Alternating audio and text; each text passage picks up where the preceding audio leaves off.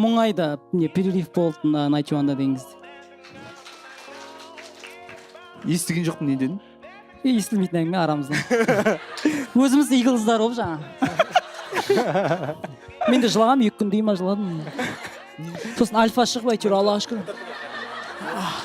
Жоқ, олар карьерасын аяқтаған жоқ, пауза кетті. Мен пауза деп айттым. Пауза деп. Оман карьераны аяқтады деп айтты. Өсек деген қалай, ә? Көрдің бе? Тарих осылай. Өсек дейтін осы ғой, ә? Бүйтіп айналып келгенше уже жауып тастады ғой найтюанды. Міне жерден қайттан құралып жатыр. Береді болсын нафазалинес.